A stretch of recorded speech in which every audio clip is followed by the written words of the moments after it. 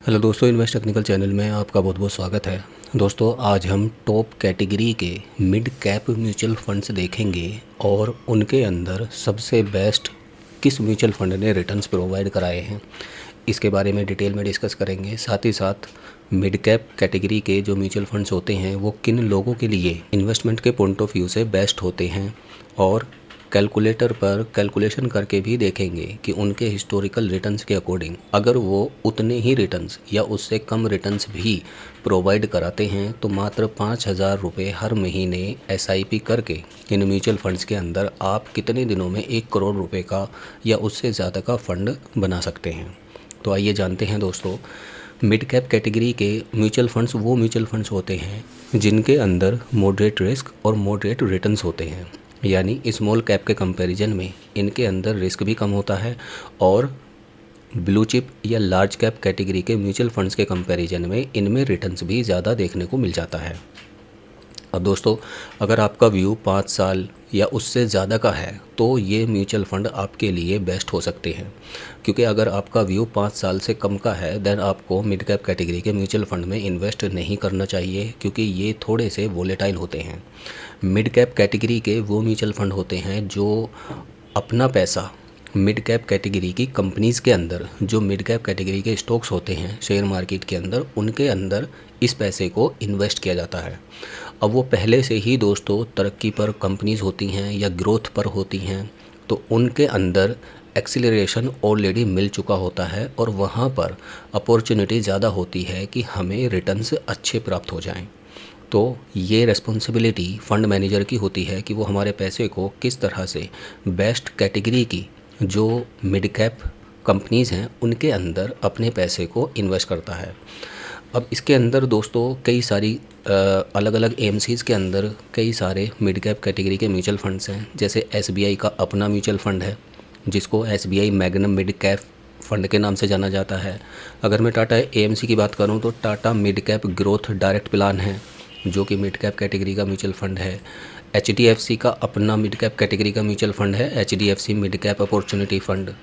Canara Robeco mid cap mutual fund है जो कि मिड कैप कैटेगरी का म्यूचुअल फ़ंड है। अगर मैं एसबीआई के मैग्नम मिड कैप फ़ंड की बात करूं और तब से लेकर आज तक इसके जो रिटर्न्स हैं वो 20% के हैं, और पिछले 5 साल के इसके रिटर्न 25.63% के हैं। पिछले 3 साल के इसके रिटर्न 17.30% के हैं। पिछले 1 साल में भी इसने 18.65% के रिटर्न्स प्रोवाइड कराए हैं। टाटा के म्यूचुअल फंड्स की अगर मैं बात करूं तो ये भी शानदार म्यूचुअल फ़ंड है जिसने ओवरऑल 20.22% के रिटर्न्स दिए हैं, और पिछले 5 साल में इसने 23.29% के रिटर्न्स दिए हैं। पिछले 3 साल में 19.44% के रिटर्न्स दिए हैं, और पिछले 1 साल में 18% के रिटर्न्स प्रोवाइड कराए हैं। HDFC mid cap opportunity fund की अगर हम बात करें तो ये म्यूचुअल फ़ंड है दोस्तों, इसने 21.52% के रिटर्न्स दिए हैं, और पिछले 5 साल के इसके रिटर्न 27.11% के हैं। पिछले 3 साल के इसके रिटर्न्स 25.39% के हैं। पिछले 1 साल में इसने 21.32% के रिटर्न्स दिए हैं। तो SBI magnum mid cap fund के और टाटा मिड कैप फ़ंड के कंपैरिजन में HDFC mid cap opportunity fund ने ज़्यादा रिटर्न्स प्रोवाइड कराए हैं।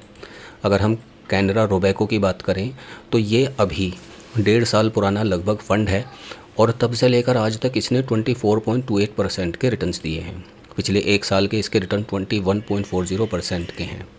तो अगर आप मान लीजिए मिड कैप कैटेगरी के म्यूचुअल फ़ंड के अंदर इन्वेस्टमेंट करना चाह रहे हैं तो या तो जो काफ़ी पुराने म्यूचुअल फ़ंड हैं 5 साल या 10 साल पुराने जो मैंने आपको बताए हैं उनमें से आप किसी एक फ़ंड को सिलेक्ट कर सकते हैं। अदरवाइज़ आप न्यूली फ़ंड के अंदर अगर इन्वेस्ट करना चाहते हैं तो Canara Robeco mid cap fund के अंदर आप अपनी इन्वेस्टमेंट की जर्नी को शुरू कर सकते हैं।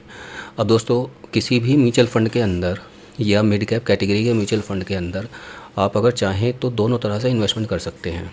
जैसे आप अगर चाहें तो मंथली बेसिस पर एसआईपी भी कर सकते हैं, और आप अगर चाहें तो लमसम पैसा भी इन्वेस्ट करके छोड़ सकते हैं। मंथली बेसिस पर इन्वेस्टमेंट में आप 500 रुपीज़ से शुरुआत कर सकते हैं, और ऊपर जितना आपका बजट हो उतना पैसा आप इन्वेस्ट कर सकते हैं। वहीं अगर हम बात करें लमसम इन्वेस्टमेंट की या वन टाइम इन्वेस्टमेंट की तो आप मिनिमम 5,000 रुपीज़ का इन्वेस्टमेंट और मैक्सिमम जितना आपका बजट हो उतना आप इन्वेस्टमेंट कर सकते हैं। अब दोस्तों, हर एक म्यूचुअल फ़ंड के अंदर एक्सपेंस रेशो होता है। ये वो खर्चा होता है जो हमारे द्वारा दिया जाता है एएमसीज़ को, यानी इसके अंदर एएमसी के टोटल खर्चे जैसे फ़ंड मैनेजर की फ़ीस और सारी चीज़ें इसके अंदर इंक्लूड होती हैं। तो अगर मैं SBI magnum mid cap fund के एक्सपेंस रेशो की बात करूं तो इसका एक्सपेंस रेशो 0.81% है। यानी एक साल में अगर मान लीजिए हमारा 1 लाख रुपए का इन्वेस्टमेंट है तो 801 रुपये सालाना बेसिस पर एक्सपेंस रेशो में चले जाएंगे, यानी कि खर्चे में चले जाएंगे। अगर मैं टाटा के मिड कैप कैटेगरी के म्यूचुअल फ़ंड के एक्सपेंस रेशो की बात करूं तो इसका एक्सपेंस रेशो एसबीआई के एक्सपेंस रेशो से कम है, जो कि 0.67% है। इसका मतलब जहां एसबीआई के अंदर हमें 810 रुपये का खर्चा हो रहा था, वहीं इस फंड के अंदर 670 रुपये सालाना का खर्चा होगा 1 लाख रुपए के इन्वेस्टमेंट पर। HDFC opportunity mid cap fund की अगर हम बात करें तो इसका जो एक्सपेंस रेशो है वो 0.76% है। कैनरा रोबैको का जो एक्सपेंस रेशो है वो दोस्तों 0.65% है। तो अगर आप 1 साल से पहले अपने पैसे को निकाल लेते हैं तो जो भी आपने रिटर्न से प्राप्त किए हैं उस रिटर्न पर 20% का टैक्स देना होगा। वहीं अगर आपका इन्वेस्टमेंट लॉन्ग टर्म का है, यानी 1 साल से ज़्यादा आपने इन्वेस्ट करके रखा अपने पैसे को, तो उस पर जो भी रिटर्न होगा उसमें से 1,25,000 रुपये निकाले जाएंगे और फिर उस पर जो रिमेनिंग अमाउंट है रिटर्न का उस पर 12.5% का टैक्स होगा।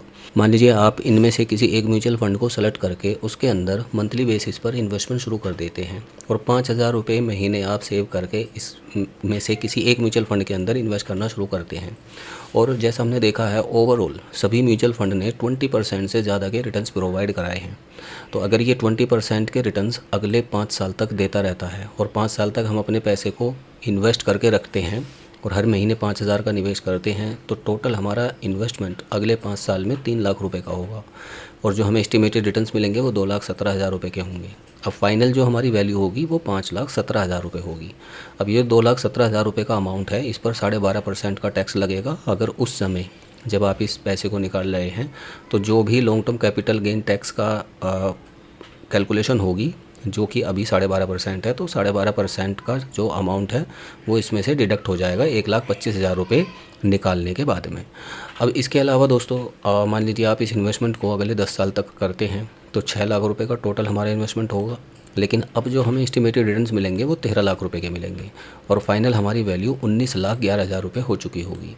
इसी तरह से अगर हम बात करें कि कितने दिन में हमारा पैसा 1 करोड़ रुपए में कन्वर्ट हो सकता है 20% रिटर्न के हिसाब से, तो अगर आप 5,000 रुपये की SIP करते हैं और 20% के हम रिटर्न एक्सपेक्ट करके चलें तो 18 साल में हमारा टोटल पैसा 10,80,000 रुपये का इन्वेस्टमेंट होगा।